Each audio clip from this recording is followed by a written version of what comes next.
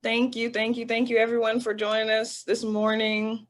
It's been a crazy 2020, but I'm really grateful for Texas Workforce Solutions for hosting this, because it kind of shows us there's some positive left in this year, and that people are still moving forward, careers are still happening. So thank you to them for this opportunity. We've got some awesome industry folks with us today on this panel from in manufacturing. Between them, we have about 70 years of experience. So that's a lot. So we're just really grateful that we have the opportunity to glean some of that knowledge from them today as they kind of answer these questions. So I'm going to go ahead and get us started here today. We're going to start off just by letting the panelists introduce themselves and share a little bit about their experience and how long they've been in the industry. So we'll start with Jeremy. Jeremy, you want to go ahead and go first? Sure. Hi, my name is Jeremy Burns. I'm the operations manager at Signify Lighting in San Marcos, Texas. I've worked here for a total of 5 years in this facility. I started off as a manufacturing engineer and then became a supervisor, an internal logistics supervisor, and moved on to lean manufacturing, and then the operations manager here at Signify. And we produce outdoor luminaires for parking garages, parking lots, any sort of outdoor space you need lighting for, we produce here. Awesome. Thank you so much. Lourdes, if you want to go next. Sure. Hi, I'm Lourdes Holguin. I am the HR director here at CFAN. CFAN is a joint venture between GE and Safran, a company in France. We build composite fan blades, so the engines that you see on Boeing engines, that's what we built. So we have a really neat product that we built here in a very neat process. I've been with CFAN for 27 years. I started out as a production associate, entry level, did not have, maybe I had about 2 years of schooling, and worked myself up. After being a production associate, I seeked an opportunity for becoming a team leader. After 4.5 years, there was an opportunity for an EHS, environmental health and safety position, and it was more for training. And so I applied for that, got the job, and then I went back and finished my degree.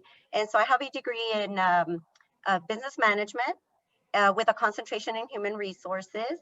And then about 3 years after I graduated, a position came up for HR, and I applied, got the job, and recently was promoted to HR director. So although I've been here at CFAN for 27 years, I have moved from operations to EHS to now HR. So I'm happy to be here with you. And then we have Abel Rendon with us today. Abel, you want to introduce yourself? Yes, thank you. My name is Abel Rendon, and I'm the CMP superintendent here at Samsung Austin Semiconductor.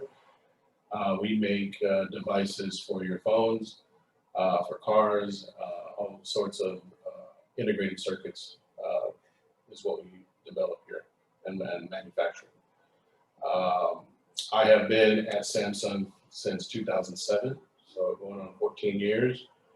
And prior to that, I was at Intel for about 6.5 years, and prior to that at Motorola, going back all the way to 1990. So I have started, much like Lourdes, I started as an operator, and started my career then and worked my way up, and became a technician, same process and equipment side of things, and then moved into supervision and then into management. So it's been a great ride, and manufacturing has been a challenge, and also gave me the framework to develop myself. So I look forward to being here. Thanks. And I totally forgot my excitement to introduce the panelists, forgot to introduce myself. My name is Tashara Angelle. I'm the CTE, Career and Technical Education Coordinator at Del Valle ISD. I've been in education for about 12 years. My job is basically to build programs throughout the district for students to have that prepare them for these career opportunities outside in the real world. One of the things that I'm most excited about is I get to work with organizations like Texas Workforce Solutions and build these pipelines for our students. And just to change the perception of what career and trade careers are for a lot of people. It's not just shop class. So I'm really excited to be here today. And we're gonna go ahead and jump in with questions for the panelists. We're gonna do it popcorn style. So I'll ask a question and then whoever wants to answer, feel free to jump out there and then you can add on from there. So our first question is briefly speak on your educational background and your job experience that led you to where you are now with manufacturing. And I know some of you already shared a little bit, but if you want to expand on that. So I can take that one.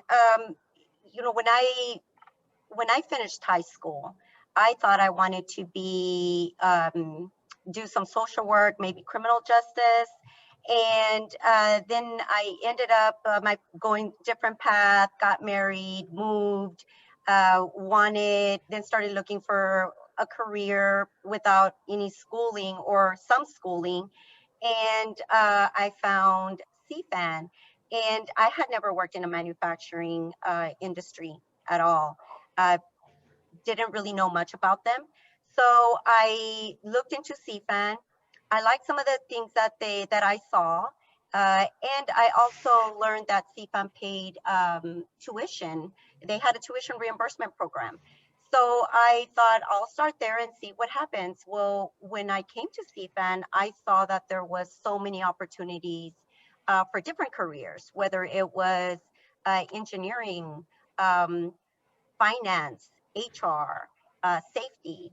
So as I worked and I gained experience, it kind of changed my thought of what I wanted to do. And then I felt that going the business route was the best for me. And I took advantage of the tuition program. And so that started getting me to continue my education while still having a full-time job with benefits and helping provide for my family. So that opened a lot of doors for me. Becoming a trainer when I was in the environmental health and safety also helped me decide what I wanted to do. So don't be, give manufacturing a chance, an opportunity. You might find out that you're going to find different things that you would like to do in the future. Yeah, I think that's really good to know. I know we have a few students on attending, and I just wanted, what you said was really important, is that there are more than, one, when you think manufacturing, there's more than one type of manufacturing. I mean, there's more than one type of way to participate in the industry. HR, there's, management, there's marketing. So just keep that in mind as we move forward. And anybody else want to jump in and answer that question? Yeah, I think as long as when you're a young adult, you have this plan and it doesn't always go the way that you think it's going to go. And much like Lourdes talked about, get in the door, see what it's like, and then you find out there's opportunities. So I know that for myself, I grew up in a semiconductor family. So both my parents worked at Semiconductor, and I remember going to a family day event for the company and never thought that I was going to work there. Years later, I worked there, and then my little sister worked there too. So at one point, there was 4 of us working in the industry. So you definitely, I was exposed to it at an early age of manufacturing in this industry of semiconductors, but didn't realize that I guess the seed was there, and now it's just developing, because now I'm the sole person that's in semiconductor, and everybody else has moved on, retired, and done something else. So But there's a lot of opportunities out there, and just look at them and learn. It's a lot about a growth for yourself. So I think early on, we just don't know those. We all have plans. I know I had plans to go into aerospace engineering, and here I am, right? So the road changes. It's a journey. So I think that's key to remember. Where you started out is not necessarily where you're going to stay or where you're going to end up. I never thought I would be in manufacturing. I went to Texas State. I graduated, went to the Army for 4 years, went back, got an MBA, and then ended up at Toyota in San Antonio. And then I stayed in manufacturing, just primarily on the internal logistics side until recently. And I'm enjoying it, and it's been quite an adventure. So just keep in mind, where you start doesn't necessarily mean where you're going to end. There was lots of opportunities if you seek them out. The next question we have for our panelists, what would you say are the top 3 skills needed to be successful in manufacturing? For those interested, what are your top 3 skills? Well, I'll start off with this one, if you don't mind, because I see this, I see this especially now as operations manager, and that's the openness to change, because manufacturing is evolving constantly, and what you did yesterday may not necessarily be what you're doing today, or the way that you did it yesterday is not going to be the way that you do it tomorrow, or the next day. So that openness to change, teamwork. Everything is done in teams. A good working relationship. Being with the people, being able to establish that, and then just the desire to learn. Because again, nothing stays the same. There's new technology that's introduced, new ways of working, and it's important to seek out that or have that desire to seek out that education and learn. And the more you know, the more successful and the more valuable you are. So I'd like to add time management. Companies now are not like we used to be. Just like Jeremy said, what you did yesterday, today is different. We here at CFAN, we empower our employees. Our employees know what the goal is for the day, for the week, for the month. And you don't have leadership out there on the floor micromanaging. We trust that our employees understand what to do. And if they have an issue, something arises, then they raise their hand and we will go and help them. We want everyone to succeed. And then adaptability. Adaptability, things change all the time. So you have to be able to pivot and not get frustrated.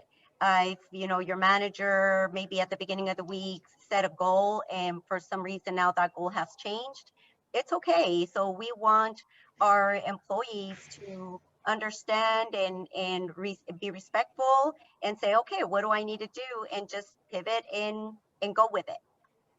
And also about making mistakes. I think that's the end goal, is not to make mistakes, but I think our customers pay for a product, and when they get a bad product in their hand, then it messes your brand messaging up. You get a bad taste for our company name, and so we got to minimize those mistakes. So take the time for those tasks, give them the time that they need, treat every task as a new task, because I think when we get into complacency, that's when we start assuming that it's the same as it always has been, and it's not. It could be something, a nuanced difference, or slightly a different way of looking at it, or you thought it was this and it was actually something else. So it's really key to put your whole mind into it and not just think, oh, this is the way I always respond to this problem.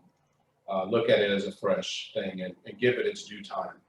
And follow the procedures, because the procedures are there to standardize our procedures, make sure that things are happening the right way. If the procedure's wrong, we can tweak the procedure and then everybody starts following it the right way. But if people are deviating from the procedure, then it makes it very difficult to get everybody on board with the same changes. So I guess you already said adapt to change. I think that's the biggest thing. Is I think the industry has changed. Manufacturing has changed a lot. over the years.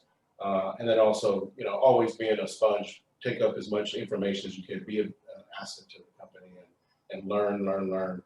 Whether it's going to school, whether it's picking up a new skill or new certification, whatever that is, it's very important, and you can really help yourself out.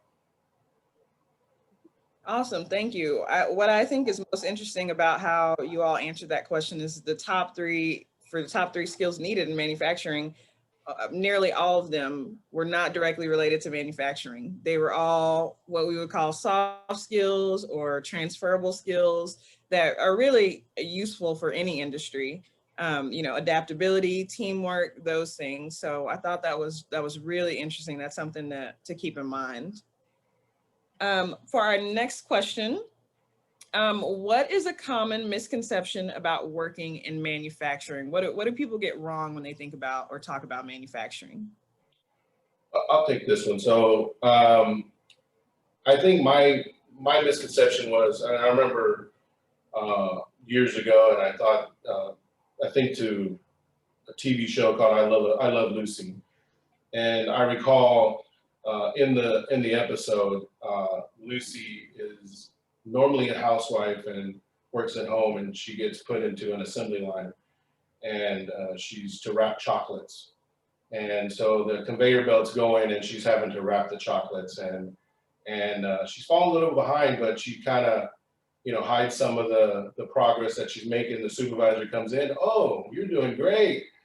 Let's speed up the line, and then they speed the line up, and then, you know, then it's just out of control thing. You know, she's hiding it, going in her blouse and hiding, eating some of the candies, and it's just, and I think that's a lot of misconceptions is that that's the way it is. And I've worked in where it can be very speed and very, when we used to put computers together, desktops, you know, you're doing the same thing over and over, putting a motherboard in, roll it down, put another motherboard in, roll it down. And I think the way it works now, it's more of like a surgery the way I see it now. You have your people that are experts in certain areas, and the end product is to get somebody out that is healthy. It starts from the beginning when they're taking their COVID test. Somebody's got to do that and do it well. There's also got to have somebody that does all the prep and make sure you put your IV in right, and so they're ready to go. And then somebody comes in and gives your injections, and then the doctor comes and, you know, does all this activity. They're the specialists. So, and every aspect of manufacturing is like that. You know, now I have a specific to my unit part, is that I do my part and I do it the best I can, but the end product won't happen without my part of it, so, or my team's part of it. So it's really grown to where it's changed a lot in that manner. It's not just a conveyor belt rolling by and you're just putting parts on. I think that's a misconception about manufacturing, that that's the way it is. And it's very high tech now. There's a lot of computers involved, a lot of automation. I remember a time when I was the automation, when I started as an operator, you know, I used to have to go roll the product around, and now we have, you know, robotics that do this activity. So it's evolved significantly over the years. I would also like to add, you know, a big misconception is that a lot of people think it's too physical, and it's probably just mainly geared towards men, or that it's dirty, or that it's unsafe. And that is not true. I love it when, before COVID, we used to have tours here, and everybody would compliment how clean CFAN was, how our facilities just super clean. And it's funny because we always think, well, people think that it is very clean, but we always have improvement. We always see areas where we're like, oh, that area really needs, you know, a little housekeeping. And being unsafe, safety has to be number one in every facility, especially in manufacturing industry. We want our employees to be here and to go home as they came in. So every company strives to have a great safety record and have a great safety program so that the employees can be safe. So I know those were some of the things that I was concerned about 27 years ago when I started in manufacturing, and realized that this is one of the safest and cleanest industry that you can be in. So don't be fearful to not go into manufacturing. Instead, find out more about the company. Talk to your, school counselor and find out if they know anything about those companies so that you can maybe, think that it could be an opportunity for you and it could be a big career that you never thought you would have. I think Lourdes hit on everything I was going to say, so I really don't have I really don't have anything more to add right there. I think I'm good. Thank you. Lourdes, and I want to just go back real quick to something you said. You spoke about women in manufacturing, and I think that's a big one. I know we have a lot of students who are hesitant to take, a lot of our female students who are hesitant to take manufacturing or trades courses. What has your experience been like as a woman in manufacturing? Oh my gosh, it has been wonderful. When I first came to CFAN, I remember we were going through a tour, and my first question to one of the managers was, do women work here? And he laughed and he said, oh, women are one of our best workers. And I was like, you kind of think, well, is he really being honest? How many women really do work here? And as I was walking the shop floor, I saw a lot of women working. They looked happy from what I could tell. And so I thought, you know what, I'm going to give it a chance. And then coming in, so before CFAN, I worked in an office answering phones, using the typewriter. We didn't have computers back then. And so dressing up and then coming into the manufacturing world was different. Jeans, t-shirt, safety shoes, safety glasses. And at first I was a little bit unsure of, is this the right choice that I made? But what I did, I decided, you know what, I'm going to give it 6 months to see if I can adapt to this different environment. And I am not going to lie to you. After 6 months, I loved it. I thought this was a great job. It wasn't fast-paced. You were empowered. Managers would come to the floor and ask for your input on different products and what you were feeling. And I just became a family at work. And so I, was using a grinder. I had never used a grinder. I was so excited when I was going home and talking to my husband about grinders and deflashing and mold prepping and using certain chemicals, and felt like we had a little bit more in common to talk about. But I felt like this was a really, really good start for my career. And now, when I go to different industries, I really enjoy manufacturing industries because they all have a different, unique process. And it's just amazing all the things that they have in place to keep their employees safe, healthy, and all the programs that they have where employees can grow. I think most companies, you hear Jeremy, you hear Abel, and they have grown within their company as well. So I would say if you're a female, do not be afraid to try manufacturing. I would recommend it, as a matter of fact. Awesome. Thank you so much. I appreciate that input. We've got about 2 more questions and then we'll open it up for audience questions. Again, if you have a question for the Q&A session at the end of the panel, go ahead and type it in, because we'll be getting to that in just a second.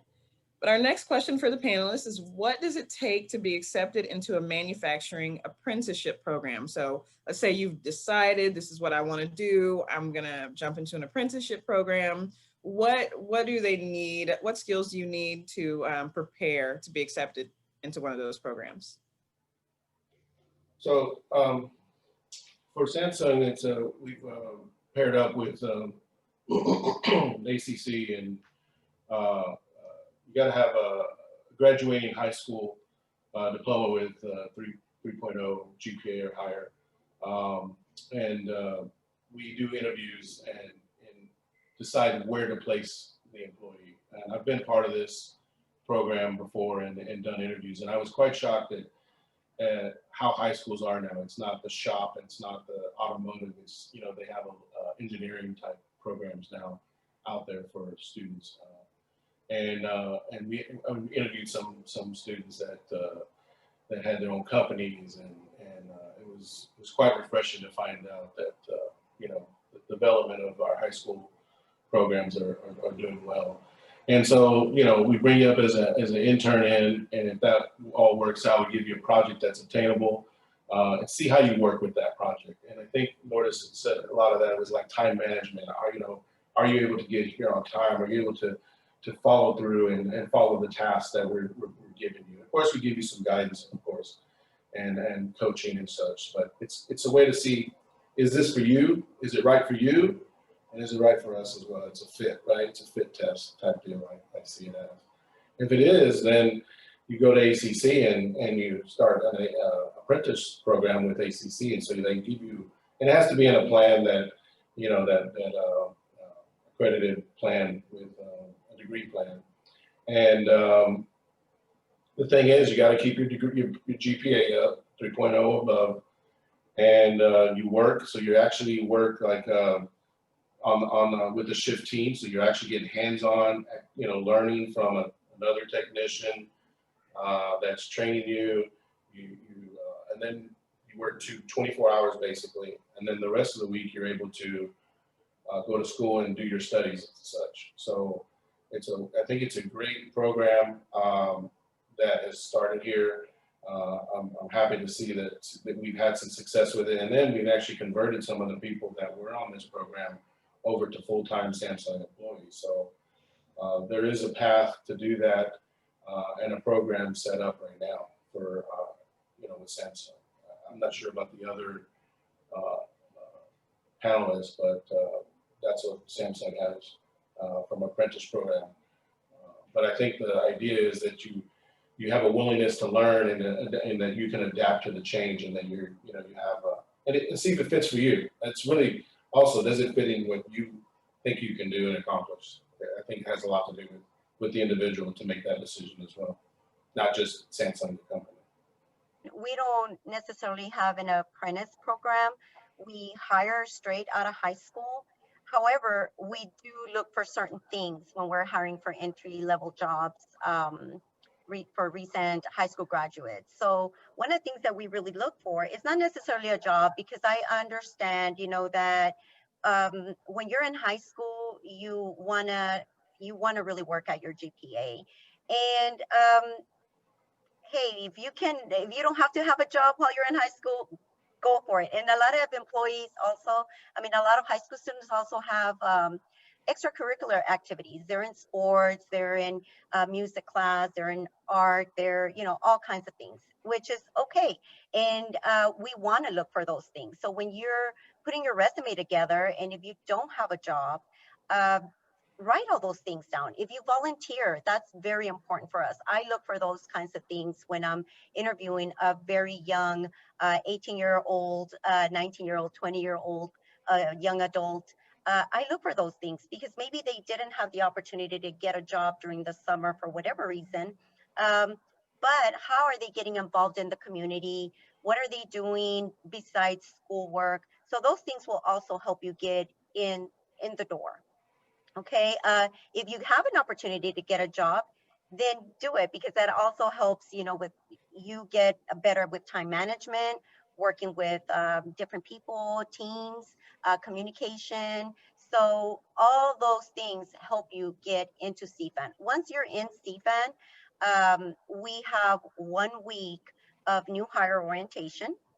And then you have about 3 months on the job training. So we want to make sure that every employee that comes through our doors, we hire you, you're full-time, we want you to stay, we want to invest in you. So we will do everything that we can so that you can succeed. As far as Signify, we don't have an apprentice program either. We hire directly and then do any training here on site. New hire orientation, any training, whichever area you'll be working in, then you'll get that specialized training with a trainer, and then there's of course the OJT as well. Thanks a lot. One of the things I wanted to point out, thank you for answering that. That's really important, particularly, again, I'm coming from the education side. I work with a lot of high school students, is that when people think about the trades, they think it's college or career. You have to, you either go straight into industry or college. It's not both. But I think the way you guys have answered those questions shows us that there's an opportunity to do both. So you can go straight out of high school into working into industry, and at the same time continue in your education, like the ACC program Abel talked about, the tuition reimbursement that Lourdes talked about. And that tuition reimbursement is a huge deal, at least from our perspective. So all the students out there, or anybody out there, it's not either, college or go directly into industry. There's an opportunity to do both. So thank you again. And our last question before we move on, I'm sorry, I missed something. Okay. Our last question before we move on to the Q&A from the attendees. If I wanted to begin a job in manufacturing and we did not know where to start, where should we begin? Well, I'm sorry. No, go ahead, Abel, please. Thank you. So at Samsung, we also have another program because we know people, change jobs, and they want to be able to find a way to get into the industry. And one program that we also have with ACC, and we work a lot with ACC, is it's called a certified production technician.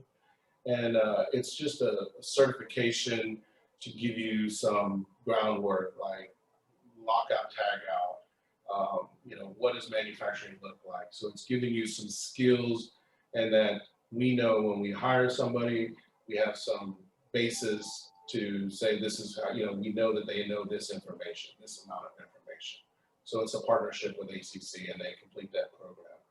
And that's a fairly new program, and we have actually hired some people out of that program into our facility. So there is that, and then we also do, like others, hire from temporary agencies and such. So where they'll work here, and we'll see how they do on the job, and then eventually, if everything's working well, they convert to a Samsung employee. So we do hire people off the street in that manner as well. But I think the CPT kind of gives you a starting level point for people, for folks. Thank you. Jeremy, did you want to add on to that?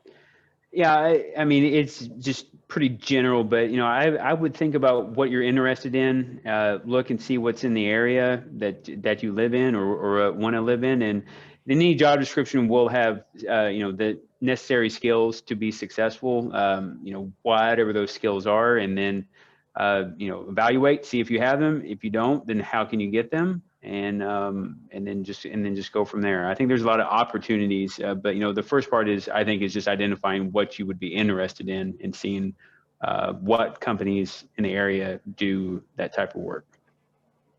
Yeah, I think we've hired, a lot of people have friends that work here, and so they're like, hey, they'll recommend that friend, and so we'll, interview that person, and they come into the company as well. So it's sometimes, knowing somebody that's already doing it, and you see that they enjoy it, maybe I'll enjoy it. So, it works out for them.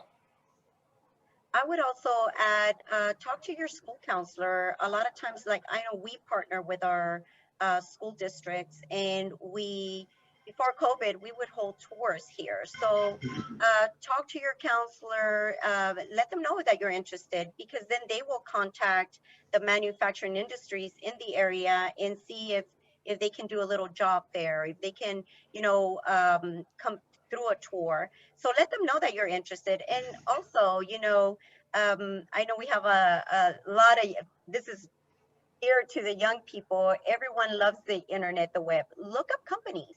A lot of companies have really great websites. It tells you exactly what they do, the different types of functions in the industry or in that company. And so it would be easy for you to go in there and look and see if you find an interest. Thank you. Thank you. So we've moved on. We've got about 10 minutes left in this session. I want to go ahead and answer as many questions as we can from the attendees.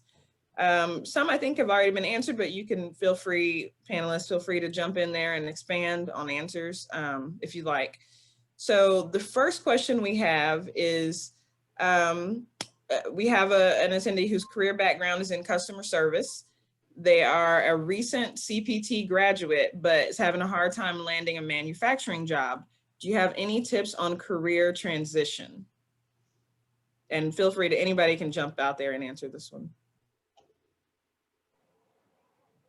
I would say making sure that, I mean, I don't know what the exact, you know, why that's happening.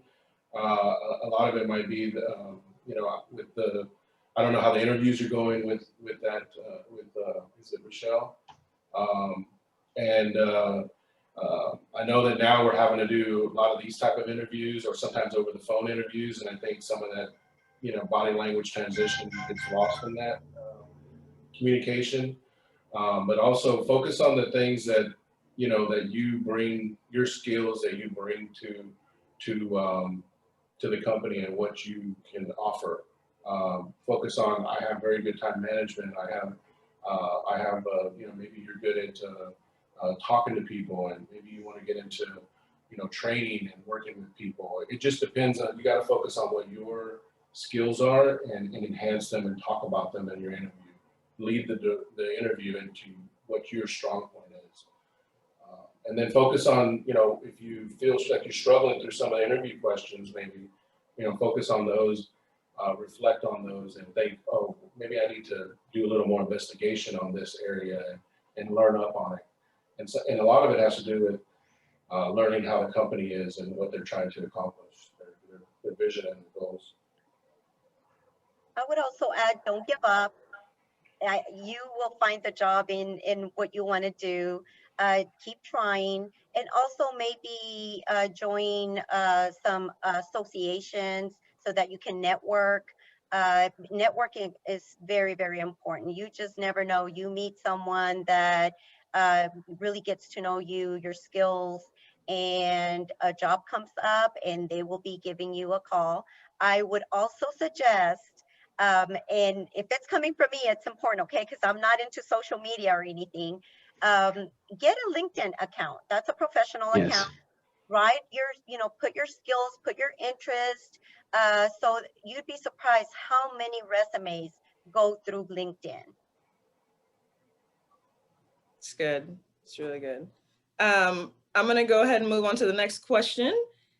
The next question says, for someone who's not familiar with the manufacturing industry, what are some entry points if you have little to no experience but want to pursue a career in the industry?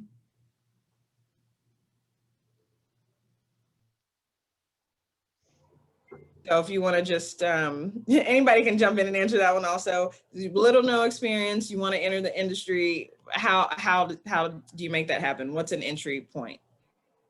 I would say if you're going to, it's an entry-level position, you have no experience, every company will post a job, either, like for example, CFAN uses Indeed. And when we hire our entry-level employees, day one, they have insurance. If we go through a temp agency, which we try to get away from that so that our employees can have medical insurance right away, then they can also go to the temp agency. But start looking on Indeed, look for entry-level positions, get your resume ready, make sure that even if you don't have a lot of career experience, just make sure that you know, for example, if you're fresh out of high school, you just graduated, you never had a job because you were focusing on your schooling. That's okay. Just put on there what kind of hobbies you have, if you volunteered for anything, what you want to do in the next 5 years. Don't be scared to add what you want to do in the next 5 years, because I think a lot of people think if I put on there that I want to be a manager, they might not want to hire me for an entry-level position. That is not so true. We know that you have goals. And that's kind of what kind of people and employees that we want here, is employees that have goals so that they can better themselves. So I would start with that. I would like to add that I've been in some interviews and for entry level type stuff and trying to get in the door. And a lot of the things that we ask is, what have you done, even if it's maintenance on your own car, any repairs that you've done. And we want to know what you're thinking and how you got to fix that problem. That helps us to understand, is this person somebody that can fit in our team that is motivated to go find solutions, and whether it's going to YouTube or whether it's reading forums on how to repair something or fix a dishwasher or whatever the case may be. These are things that, like I say, you have to direct the questions in your favor when you're interviewing for positions. And that type of initiative is something that is real important. And then showing up on time to the interview. Come with a resume in your hand. Dress appropriately. All these are basic things that need to happen. And this is how you're being judged on, when you come in the door. So these are things that you should have ready to go for in your favor. Thank you, thank you. And we have just a few minutes left. I'm going to try to combine some of these questions. So the next question is kind of like two questions from two different people, but is it ever too late to start in the industry? Particularly also if you've been out and not working in the industry for 20 years, is it ever too late to start? Or, is there an age, where it's kind of like, I'll let you guys answer that. I would say it's never too late. Everyone has different circumstances. Abel was touching on the interview. That's where you explain why you've been out of the industry for so long. That's not a stopper, okay? That's not going to stop you from getting hired. It's how you do in your interview and how you explain why you have a big gap. Most people, if I have someone that applied here, whether a mother or a father, and said, I haven't been in the industry because I was taking care of my children while my spouse worked due to babysitting, that's understandable.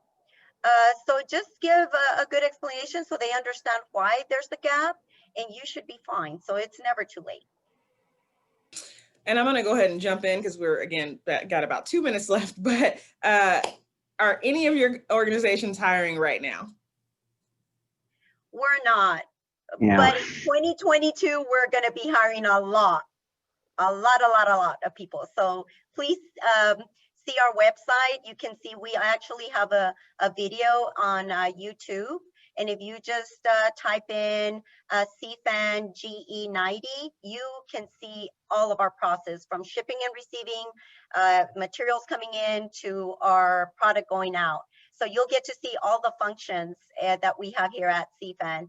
And 2021, probably the end of quarter, we'll start posting jobs. So look for those. All right. So I just want to again thank our panelists for being here today. Thank you for sharing your experience, your knowledge. I know I learned a lot. Hopefully the attendees learned a lot as well.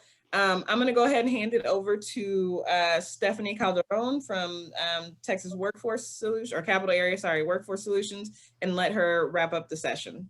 Thanks again for joining, everybody. Thank you. Thank you so much. Okay, so I wanted to share these slides with you guys to be able to connect with us, all of the attendees as well as the panelists. I want to thank everybody to attending to our live panel session with these professionals in manufacturing. And of course, a special thank you to the panelists for sharing their career experience with us. And I wanted to make sure everybody can follow us socially on our Workforce Solutions Instagram, which is at WFS Capital Area, to stay up to date with like the hottest jobs and career training in Capital Area. And also to let people know that we are able to assist you guys with job searching, resume writing, all of those things. Here are our connections on social media. We have Twitter, Instagram, we also have TikTok, Facebook, LinkedIn, and of course our YouTube, where we'll be posting this video today. So thank you guys so much. Thank you, panelists. Thank you, our moderator, Tashara. You guys were amazing. I'm sure everybody learned a lot. Thank you so much.